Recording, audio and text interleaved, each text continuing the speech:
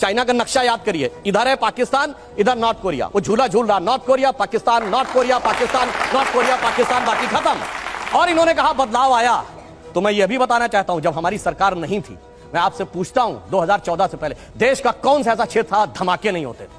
आतंकवादी हमले, चंडीगढ़ में धमाके, दिल्ली में धमाके, बंबई में धमाके, पुणे, नासिक, लखनऊ, फैजाबाद, गुवाहाटी, हैदराबाद, चेन्नई, बेंगलुरु, कौन सी ऐसी जगह थी? चलती ट्रेन में धमाके, चलती बस में धमाके, पार्क पे जाइए तो लिखा रहता था छूना नहीं धमाका हो सकता, बस अड्डे पे जाइए, रेलवे स्टेशन पे जाइए धमाका हो सकता। और उसके बाद 26/11 के हमले के 9 महीने बाद शर्म अल शेख में पाकिस्तान से ज्वाइंट डिक्लेरेशन करते हैं, जिसमें बलूचिस्तान भी हिस्सा होता है, यानी हम मान लेते हैं कि हम उसमें इन्वॉल्व हैं। और क्या कहते हैं? आतंकवाद की घटना से शांति वार्ता प्रभावित नहीं होगी। यह शर्म अल शेख जुलाई 2009 9 महीने के बाद का डिक्लेरेशन है 26/11 के। और हमने क्या कहा? मोदी जी ने कहा आतंकवाद और वार्ता साथ साथ नहीं होगी। और उससे यह बदलाव आया। और हमने हासिल क्या किया? हमने हासिल वो किया जो सन 71 के समय में भी आपको सुनने में नहीं मिला होगा। यह पाकिस्तान की पार्लियामेंट में पाकिस्तान के सांसद ने कहा, पाकिस्तान के विदेश मंत्री और आर्मी चीफ को का कोट करते हुए कि शाह महमूद कुरैशी साहब देन फॉरेन मिनिस्टर आए, आर्मी चीफ आए, उनके पैर कांप रहे थे। उन्होंने कहा शाम तक अभिनंदन को वापस कर दो वरना हिंदुस्तान अटैक कर देगा। ये पैर कांपते तो किसी ने भी नहीं सुने थे। और इन्होंने कहा भारत का भूगोल बदला था। कांग्रेस पार्टी ने अपना प्रस्ताव पारित करके भारत के 3 टुकड़े हुए थे, मतलब उस समय 2 ही टुकड़े थे। ये एआईसीसी के रेजोल्यूशन में पास हुआ। और मैं ईमानदारी की बात मानता हूं, नई इकोनॉमिक पॉलिसी मैं मानता हूं कांग्रेस सरकार ने शुरू की और वो एक अच्छा कदम था, मैं ईमानदारी से कह रहा हूं, जिससे देश आगे बढ़ा। मगर उस निर्णय लेने वाले प्रधानमंत्री नरसिम्हा राव जी की मृत्यु के बाद उनको एआईसीसी में उनका शव तक नहीं रखा गया। और तीसरी बात अंत में कह दूं, इन्होंने बात कही जय जवान जय किसान। बिल्कुल, लाल बहादुर शास्त्री जी ने शानदार काम किया। भारत का न्यूक्लियर प्रोग्राम एक साथ शुरू हुआ। और यह भी मैं कहना चाहता हूं, इसे सिर्फ संयोग माने या कोई रहस्य था कि लाल बहादुर शास्त्री जी और भारत के न्यूक्लियर प्रोग्राम के जनक होमी जहांगीर भाभा दोनों की मृत्यु 15 दिन के अंदर हो गई और रहस्यमय तरीके से, और दोनों में से किसी चीज की जांच नहीं हुई। तो इसलिए मैं कहना चाहता हूं, हमने जो परिवर्तन किए हैं वो गुणात्मक परिवर्तन है। अब भारत एक समृद्धशाली, मजबूत, स्वाभिमानी, गौरवशाली राष्ट्र है जिसमें इतना बित्ते भर का भी विदेशी प्रभाव नहीं। पहली बात तो व्हाट्सएप यूनिवर्सिटी का कमाल देखिए साहब, असेंबली होती है, वैल्यू एडिशन निगेटिव हो जाता है। अरे भैया, ऐसा कहीं होता है? अगर कहीं पर कोई आपको असेंबल करने को देता है तो अपना प्रोडक्ट देते तो आप उस पर सर्विस चार्ज लेकर ही बेचेंगे। $1 बिलियन का हम लोगों ने एप्पल के फोन एक्सपोर्ट किए हैं असेंबल करके ही। 25% आईफोन 14 भारत में बने हैं। इसे कहते हैं व्हाट्सएप यूनिवर्सिटी या राहुल गांधी यूनिवर्सिटी, आप जो भी समझ लीजिए। अब दूसरी बात मैं कहना चाहता हूं, दूसरी, अरे भाई आपने हमने आतंकवाद की इतनी घटनाएं उत्तर से दक्षिण तक बता दी। अब दक्षिण कश्मीर के 4 जिलों में रह गया है, वो दिखाई नहीं पड़ा, उसके लिए इनको आंकड़े चाहिए। पर मैं कह सकता हूं, हमारी सरकार के किसी नेता ने आतंकवादियों के लिए आंसू नहीं बहाए। हम ये कह सकते हैं, हमारे किसी नेता ने आतंकवादियों के लिए पलक पावड़े नहीं बिछाए। संसद भवन पे हमला हुआ, जिन जाबाजों ने अपनी जान दे दी, उन्होंने, उनके परिवारों ने मेडल लौटा दिए। चूंकि अफजल गुरु को 7 साल तक सर्वोच्च न्यायालय से निर्णय होने के बाद फांसी नहीं दी रही थी, परंतु सोनिया जी की आंख में आंसू नहीं आए, बटाला हाउस के एनकाउंटर के आरोपियों के लिए आंसू आए। हमने किसी जाकिर नायक को शांति का मसीहा कहने वाले, इशरत जहां को बेटी कहने वाले, अफजल को हालात का मारा कहने वाले, हाफिज को साहब कहने वाले, ओसामा को जी कहने वाले, बुरहान वानी को भटका नौजवान कहने वाले आतंकवाद पे भाषण दे रहे हैं। इसलिए अब महिला की बात करता हूं, बिल्किस बानो की बात ये कर रहे हैं। 14 साल वो लोग जेल में रख के आए, मुस्लिम थी इसलिए बोला।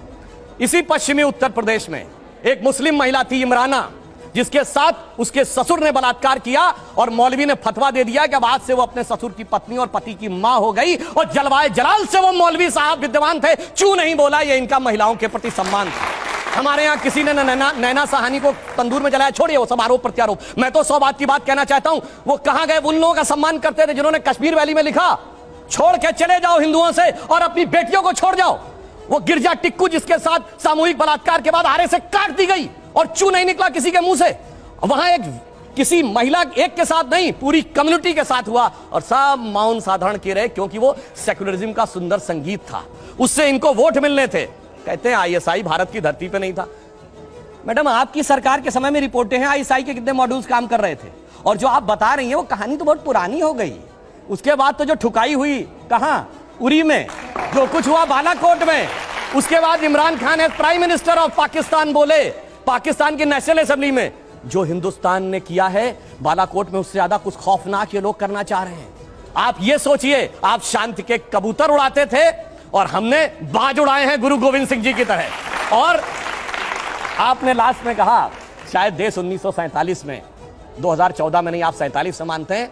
ये राष्ट्र सनातन है, चिरंतन है, 1947 में पैदा हुआ नहीं है। इसीलिए इस राष्ट्र को कोई अपने को फादर कहने लगता है, कोई क्रिएटर कहने लगता है, कोई राष्ट्र का निर्माता कहने लगता है। ये राष्ट्र वो है। अब लास्ट में एक बात कहता हूं, कर्नाटक बात कही, बिल्कुल अच्छी बात है, पर मैं पूछना चाहता हूं, कर्नाटक में चुनाव परिणाम आए, हम हारे और ये जीते, पर पूछना चाहता हूं, राहुल गांधी जी ने जाकर ये कहा था कि इंडिया में डेमोक्रेसी ऑलमोस्ट खत्म हो गई है, सारे संस्थान अब काम नहीं कर पा रहे हैं। तो मैं पूछना चाहता हूं, 2 सुप्रीम कोर्ट के जजमेंट आए जो आपने कहा आपके पक्ष में आए, उसके बाद अब इलेक्शन कमीशन सही है कि नहीं, ईवीएम सही है कि नहीं, आप डेमोक्रेसी से जीते हैं कि नहीं कर्नाटक में? मेरा मानना है कि अगर हम ईमानदारी से स्वीकार करते हैं हम कर्नाटक में हारे हैं, कांग्रेस को ईमानदारी से क्षमा मांगनी चाहिए कि आगे से हम अपने राजनीतिक हित के लिए विदेश की धरती से जाकर कभी इस देश को बदनाम करने की कोशिश नहीं करेंगे। और पुनः मैं कहना चाहता हूं, आज मैं विनम्रता से और चुनौती से पूछता हूं, G7 कंट्रीज और G20 कंट्रीज में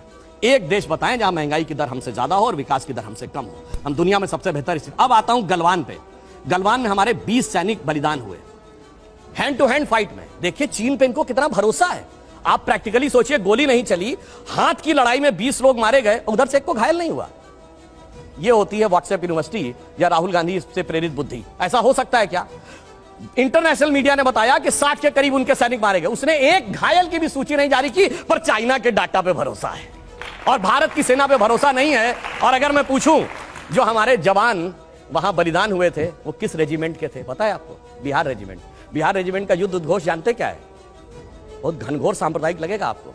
बिहार रेजिमेंट का युद्ध उद्घोष है बजरंग बली की जय, मगर वो इनको लगता है सांप्रदायिक। राजपूत रेजिमेंट का युद्ध उद्घोष है राजा रामचंद्र की जय, सुनिए। और जो हमारी गोरखा रेजिमेंट का युद्ध उद्घोष है जय जय महाकाली आयोरी गोरखाली।